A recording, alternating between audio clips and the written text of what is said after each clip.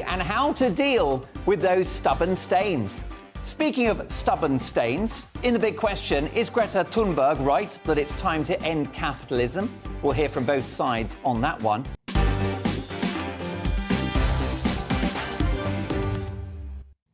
Yes, it's time for the big question in which we tackle a major news story of the day. Tonight, at her book launch this week, vegan teenager and eco-campaigner Greta Thunberg seemed to be in an even worse mood than usual, declaring the need to end capitalism. She said the Western world is in need of a system-wide transformation because capitalism is currently defined by colonialism, imperialism, oppression and genocide by the so-called global north to accumulate wealth that still shapes our current world order. At one point, she called capitalism racist. Interesting. But has she got a point about the way we do business in the West? With inequality growing and young people in this country unable to get on the housing ladder or escape low-paid work, is capitalism now failing the people? Are the days of the market economy numbered? To debate this, I'm delighted to welcome top financial commentator and wealth advisor Jonathan Davies, who is also a writer for the free Booms and Busts newsletter. And alongside him, a very warm welcome to Paddy Shannon, co-editor of the left-wing Bible, The Socialist Standard, the official magazine of the Socialist Party of Great Britain. Let's start with you, if I can, Paddy. Welcome to the programme. Do you think capitalism has essentially, failed the people? Does it need a rethink? I think it's always failed the people. It failed the people right from the start. It's always been based on the private ownership of production. What it's done well is it's socialized production, and that's given civilization a rocket boost. So let's be quite clear. We're not saying that capitalism was some kind of terrible mistake. It was a stage that advanced human civilization massively. But what happened was while it socialized production, it kept the ownership of that production in private hands. And so what you've seen is a sort of inevitable development of a super rich elite, which is getting smaller and smaller and richer, and the sort of consequent impoverishment of practically everybody else in the world and also of the environment itself. So, the argument needs to be now, what do we put in the place of capitalism? How do we move on beyond the buying and selling system to a system of society that is more equitable and, gives most of the people in the world, or all of the people in the world really, a sort of reasonable standard of living, instead of, as I say, giving all the wealth to the super rich and with the consequent impoverishment and sort of virtual economic enslavement of virtually everybody else in the world. So, that would be my starting position. Well, Paddy, you're right about the rich getting richer, but the poor have got poorer too. And we've seen an unprecedented lifting of living standards in the last few decades. And what about the billions of people around the world who have been lifted out of poverty thanks to capitalism? Yes, they have, and that's true. Most of those people are in in Asia, in Southeast Asia, China, places like that. Absolutely true. Of course, there are vast areas of the world where that's not happened. Of course, I mean, just look at the African continent, large areas of India. So there's still a lot of poverty around the world, and the sort of the success that sort of Chinese capitalism has had over the last 30 years, and I use the word capitalism quite deliberately because it's not a communist society. I would argue it's never been a communist society, despite what it claims. But their success has come at a price. It's come at a price for the population of China. It's come at a price for the environment. So in fact, China is quite indicative of how capitalism sort of makes it it only knows how to pursue profit. It's driven by the private pursuit of profit, which is creating, and I think this is where Greta Thunberg is making, this is the point she's making is it's creating a sort of global tragedy of the commons. And capitalism isn't able to operate any other way because the drive for profit is built into it. And if capitalist companies don't try and grow, they will die. They know that, so they have to do it. Now, these are private private companies are acting not in concert with other companies. They're acting privately, often secretively. So no one can really see what's going on. Economists can't really guess what's going on. They really, economics is really about sort of enlightened guesswork. And what people like me argue is that because capitalism has done such an amazing job of developing technology to the point we're at now, let's make no bones about it. It has done an amazing job of that, but it's now created a situation where we could actually make everything free, and by doing that, we would be able to make people free, all of us. So we wouldn't be economic slaves, the equivalent of economic slaves, or wage slaves, if you like. We wouldn't have to, work for bosses and get up and go and do jobs we hate. We'd be able to choose sort of fulfilling lives. We'd be able to do what we want to do. But all of this would have to involve the abolition of the things that make the market economy work. So we're talking about markets, we're talking about private ownership of useful wealth. I don't mean, private ownership of, somebody else's trousers or something silly, but, useful wealth, important wealth. And basically the abolition of money as well, because money is part of, if you didn't have money in capitalism, you'd have to have some silly barter system. So we're talking about a change, lock, stock and barrel, from capitalism onto what we think of as an upgrade, a better version of society that actually fits, supplies the needs of the people in it, rather than the sort of desires of a very tiny elite. So Jonathan Davis. Let's make everything free and we'll all be free. Scrap capitalism and get rid of money altogether, says Paddy Shannon. Well, as the lady said, he would say that, wouldn't he? What he also said was, and I was absolutely delighted to hear it, that capitalism was incredibly successful at bringing the majority of folk out of poverty.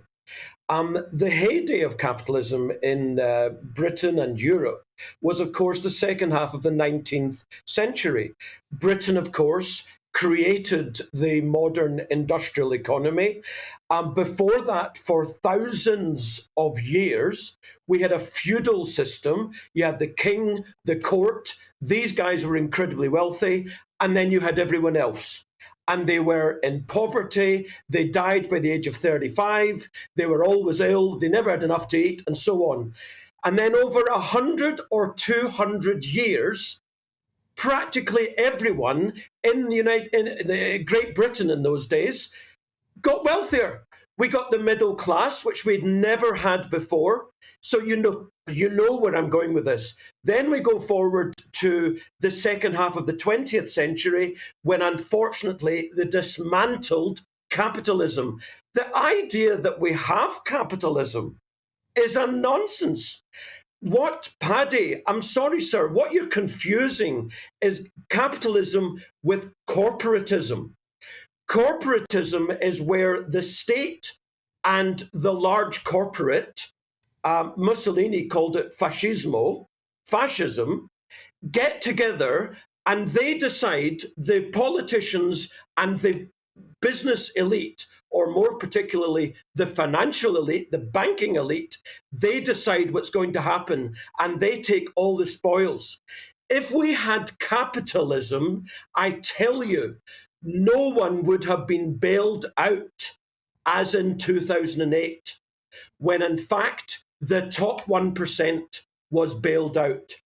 And it happened again in 2020. In the United States, they printed $10 trillion. The top 1% got 40% of that. This is not capitalism. at Mark, for capitalism, we need failed businesses to go bust. And therefore, you have from the ashes, you have the new businesses coming in, taking over with far lower costs of capital, with the opportunity to grow and develop from a far lower cost base. That is the capitalism that we had for 200 years. That is why we don't have capitalism. If only we had it. The sheer idea that we should end it is in itself a nonsense. OK, and would you want to respond to that, if you'd like to come back on the point made by Jonathan Davis, Paddy Shannon, and all the points he's just made? Well, I'll just make a couple of points, really. I mean, in the first case, I think we're sort of diverging a little bit on definitions here.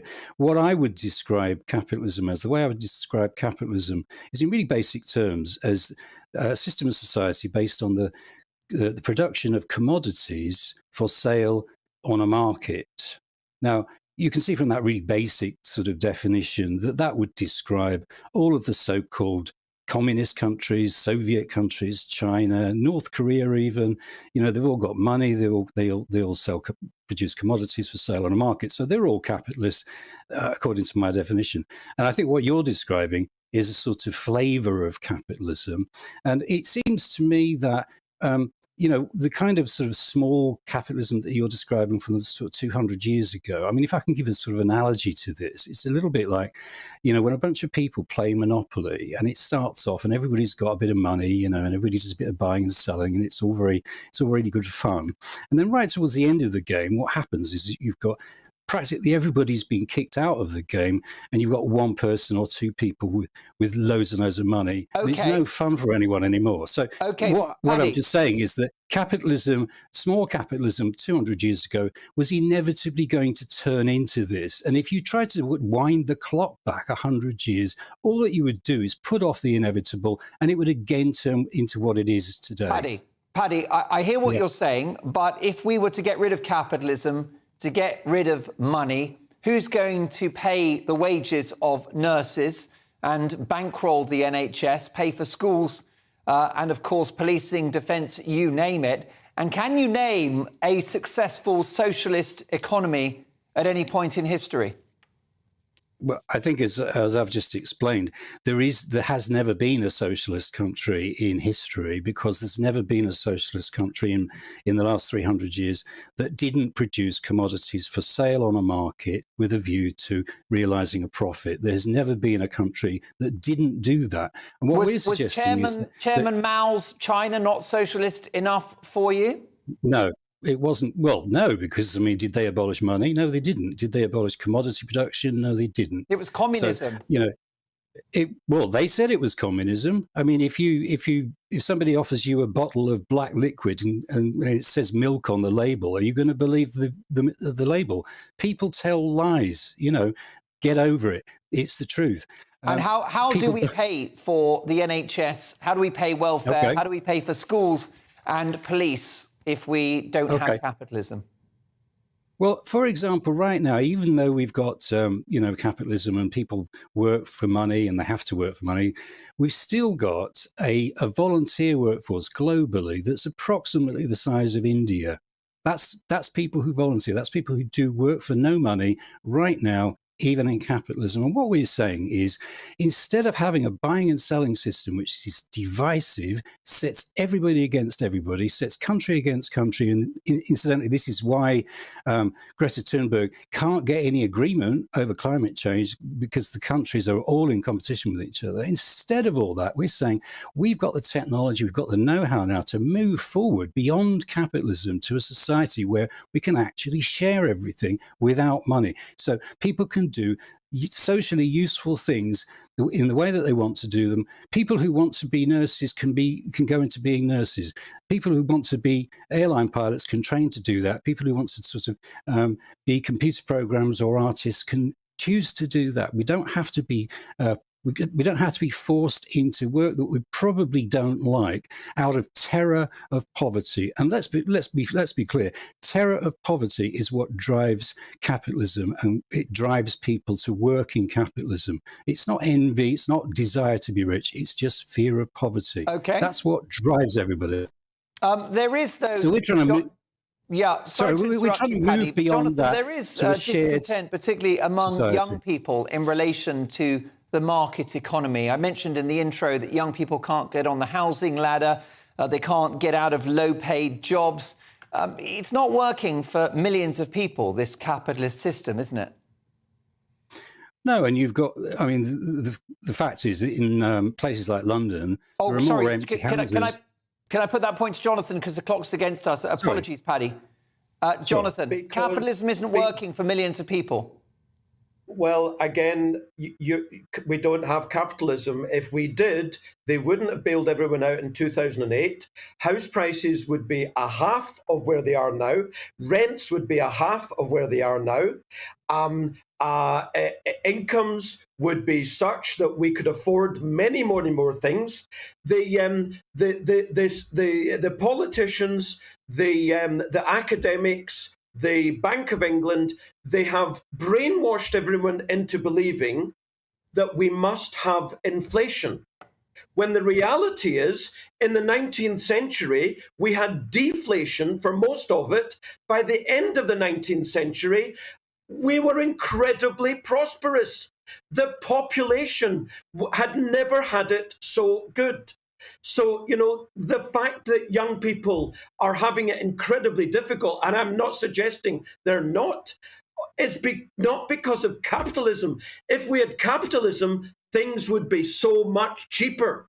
There you go. But we don't have capitalism. Jonathan Davis says we need more capitalism, and Paddy would like to scrap all of it. My thanks to Paddy Shannon, who's the co-editor of the left-wing Bible, The Socialist Standard, which is the official magazine of the Socialist Party of Great Britain. Thanks for your time, Paddy. Do come and see us again soon. You. And the financial commentator and wealth advisor, Jonathan Davis, who's also a writer for the free Booms and Busts newsletter. Go to the Booms and Busts website, sign up for the newsletter.